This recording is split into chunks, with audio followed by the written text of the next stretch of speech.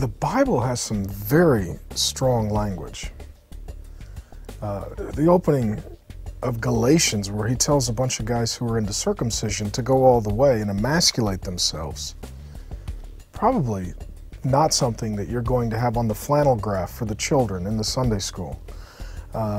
Ezekiel telling the Israelites that they are whoring after certain people and gods because of the size of their genitalia and the experiences they enjoy is very strong language. When Isaiah says that our righteousness is like bloody tampons, and Paul says it's like a steaming pile that a dog leaves in the yard, the Bible is using some very strong language. The question is that okay? Well, all Scripture is God-breathed, and if that's how God speaks, that's how we should speak.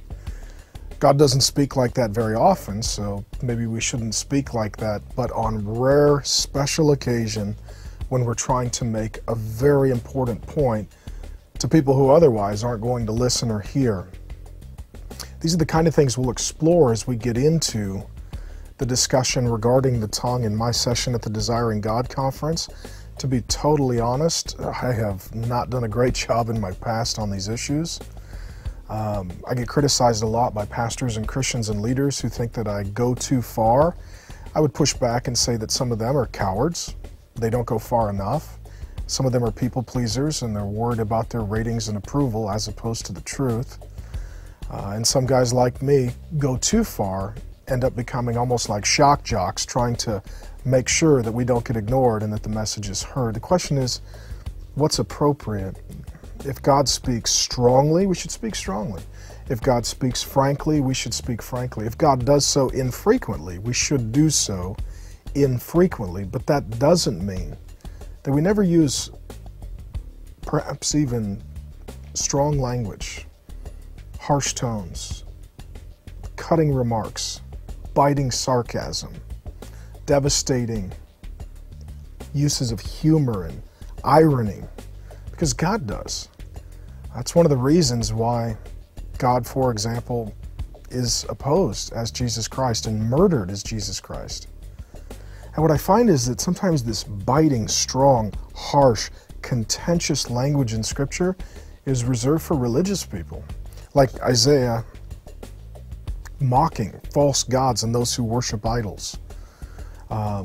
Elijah getting together with the prophets of Baal and saying, maybe your God hasn't answered your prayers because he's going to the bathroom right now. That kind of really strong, aggressive, cutting, biting language tends to be reserved in the Bible for the most religious of people, to show them that they are foolish and rebellious and proud and self-righteous.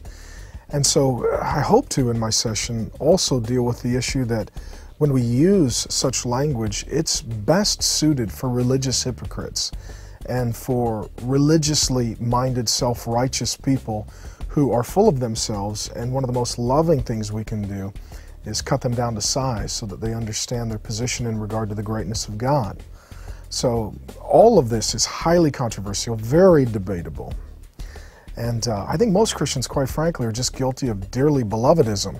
Always saying nice Christian platitudes, quoting the sweet verses of the Bible, and ignoring the sharp prophetic points of Scripture where God has some very strong and pointed things to say, particularly to religious people. And I think sometimes that's why religious people are the most reticent to embrace certain strong uses of language or humor, because they know that if rightly used, it would be used against them. And so we'll deal with all of this, and we'll spend a lot of time in Scripture. And I'm excited to give it a shot. Who knows if I'll do a great job or not? By God's grace, I hope to. And when all's said and done, you can be the judge.